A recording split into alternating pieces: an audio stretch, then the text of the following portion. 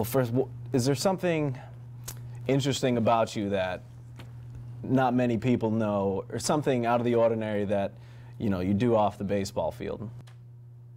Something I do off the baseball field. Something that a lot of people don't know, only close people probably, is I do a lot of landscaping and concrete jobs with my dad. Okay. I mean, that's not super interesting, but like that's when I'm not doing baseball stuff and I have some time to make extra money, because I don't make money. I mean, I work now, but the last few years and growing up and everything, it's always been freaking jackhammering concrete, picking it up, redoing all of it. Like, it's not fun. You're working right down the street? Yeah, I work for a construction company that we're actually doing all the renovations at Muni, so I see all that stuff all the time, and I'm there pretty much every day, so yeah, it's cool. How long have you been playing ball for? Honestly, I grew up playing soccer more than I played baseball. I probably started playing baseball consistently and competitively probably 12 years old, and then my first year of completely just playing baseball was my freshman year here.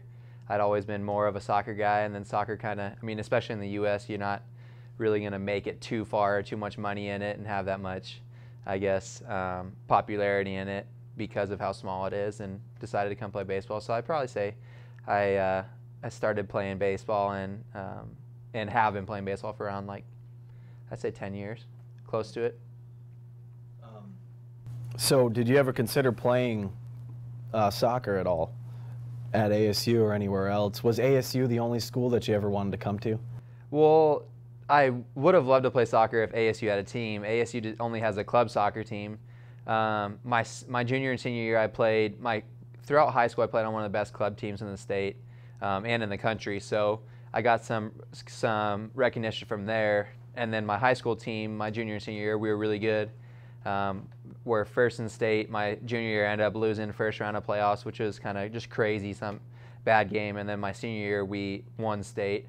So I got recognition both those years, and was like, I could see myself going to play soccer, but had some opportunities to go play and just kind of declined it. I wanted to play baseball more than soccer. I was kind of overrunning so much, and so I just kind of talked with Coach Stankiewicz, who was here before, and was like, I don't know what to do. I can get a full ride to go play soccer and baseball somewhere else, or I can just play baseball here. And he's like, well, what do you want to do later on in life? And I said, play baseball. So he said, come to ASU, and that's your best bet. And my dad played here, so that's been kind of on my radar for my whole life. So your dad won a national championship in 1977. Did he have a huge influence on you coming here? I wouldn't say my dad had such a massive influence on me coming here. He really didn't care where I went. I mean, of course he'd be like, I'd love to see you stay in town and go to my alma mater, but he was pretty much okay with me going anywhere but U of A, and that was fine with me. I didn't really want to go live in Tucson and just be a little bit away from home. If I was gonna leave, then I was gonna leave. If I stayed, then I was gonna go here, and especially with the baseball program here. But as for him, kind of persuading me and influencing me here, he did a little bit, but he was even if it was soccer, he was gonna say whatever you wanted to do, you go do it. You play hard, and I'll support you with whatever. What other options did you have besides ASU that you were thinking of? One of the big ones was Oregon State. I would have loved to come and play there. It was a little bit too cold, but that was a good place to go play. And then kind of just as soon as I got ASU, it was like, okay, I just want to go there. I didn't really check any other places, which I wish I would have done a little bit more of the process of looking at other schools. But this is where I ended up, and I'm happy with that. So you put together your whole backyard. Are there any other noteworthy projects? That's another good project. Besides, I mean, we've done, as with my dad, we've been doing a lot of side jobs, as we call them, the concrete, landscaping, indoor, outdoor stuff. We did one for one of his buddies that we built the whole basketball court for him, and that was pretty awesome. And besides digging the hole for the for the basketball hoop because it's got to be like 4 feet down and like 2 feet wide. It's kind of not fun digging such a massive hole, but I mean that was a notable project because we actually got to play on the court after, and it was fun, and got to see the guys' kids play on it, and it's, I don't know. I like turning the yards and houses into nice things after, if they start off where they're not super nice and you make a yard look great, and I kind of like the feeling of accomplishment, making something look good. What were your days like while you were in school and playing baseball compared to now where you're not taking as many classes and it's mostly baseball? I was talking with a few of the guys about just how much I took for granted the days when I was basically doing all school. Now that I've graduated, it's kind of take your 9 credits and play baseball. But now I'm working and I have to get up at 5 o'clock every morning, and I really took for granted the sleeping in and the just going to class and not having too much to do with waking up early. I think the sleeping part is the biggest deal. My life has changed a lot because of not having money for school now, and being a 5th-year senior. I'm working to try to pay off a loan now, so it's hard. I mean, I tell guys not to take it for granted, even when you're in school and you are being able to sleep in, but you have so much time to do school and eat and go to strength, and then come to baseball and get your work in, and then go back home and stay up late because you don't have to wake up early. Now it's like, for myself, it's go to work in the morning, go eat, come to baseball, and then I'm just beat for the rest of the day, finish homework later at night that I need to, and go to bed by 8:30 to 10 o'clock, and then wake up and do it all again. So it's kind of a bummer, but I mean, I like making money, and it's teaching me some good life lessons. So what classes are you taking right now? I know you graduated last year, 4-time Scholar Baller. How is it different, or the classes that you're taking now, are they just classes, or are they something that you're trying to work towards a graduate degree program? I was in a graduate degree program. Money came back and it was just too expensive for myself to take out a loan and pay for it because I wouldn't have been able to work. So now I'm just doing the minimum of NCAA classes that I have to take to stay eligible to play, and that's 9 classes, and I'm taking literally the most, I don't know, they're useful in some areas, but for myself it's kind of irrelevant for me to be taking them, but I just need some easy classes to stay eligible, and I mean, I would like to be putting my money towards something that I would be gaining something from, but it's kind of hard to fork out a lot more money than I need to. You pitch as well, correct? I used to pitch. I haven't pitched here in a long time. So what do you enjoy the most about playing the outfield? I would say throwing guys out. That's the best feeling. I mean, you could hit a home run and that feels good, but throwing a guy out and just knowing that you were able to throw a ball, I don't know, 220 feet, 150 feet on a line and throw a guy out that's running, trying to score and saving maybe a game-winning run or a game-tying run. I like that the most, pretty much. So I was reading an article that compared your arm to Yasiel Puig. Have you heard anything about that? No, I haven't read that article or really heard about that at all. Well, what do you think about that? I mean, that's pretty awesome. Puig's arm is ridiculously strong, so I don't know if I'd necessarily put myself on the same level as him, but I mean, I think that me getting the ball, I think I hustle the ball a little bit faster than he does. I mean, he's kind of lackadaisical, but he definitely has arm strength to back that up. So, yeah, I think that's kind of a cool thing to be put on. What did you work on the most in the off season to improve? I would say the thing I worked on most the off season this summer and just this fall already has just been being more complete mentally as a hitter. Outfield comes relatively easy, and there's not a lot of things that you have to really stress about, but hitting is so difficult that that I really worked on just being confident up there, not really thinking at too much and not really dwelling on what's happened in the past, previous at-bats, and just try to I would say dumb it down a little bit and just see the ball and hit the ball. You're going to get out. It's inevitable that you're going to get out.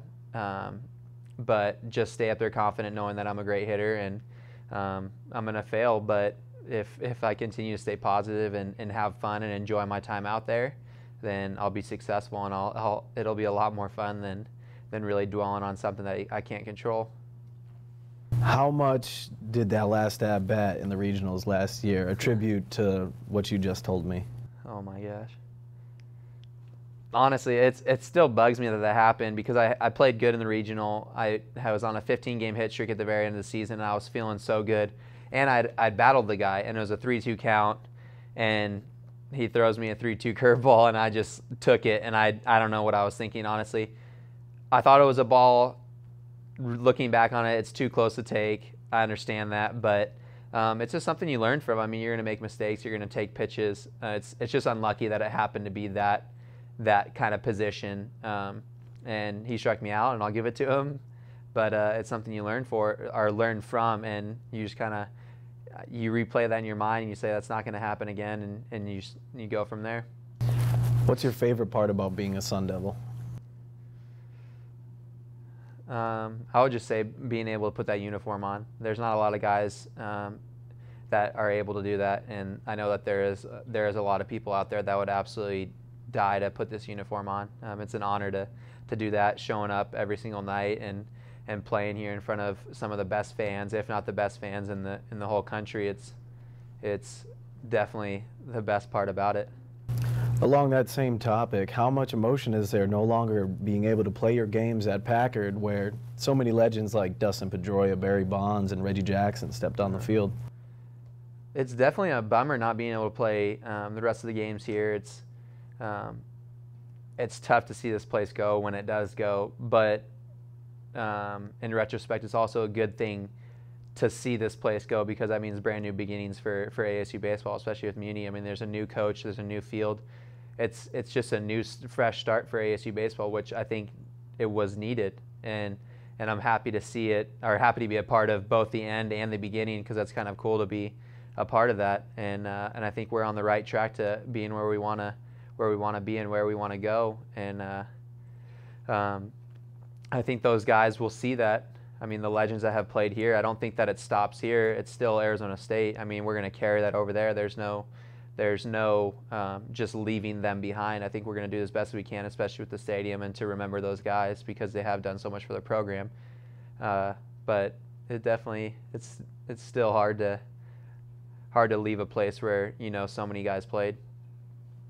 Do you think you'll be drafted this offseason? I honestly haven't put any thought into the draft. Last few years, I felt like I have deserved it, but God had different plans for me, and if it happens, it happens. If not, then I mean, I thank God that I had an unbelievable time playing here and enjoyed my last year here and playing with Coach Smith playing for Coach Smith, and I just want to have as much fun as I can. And if I get drafted, thank the Lord. But if not, then real life starts. If you had your choice of an MLB team, where would you decide to play?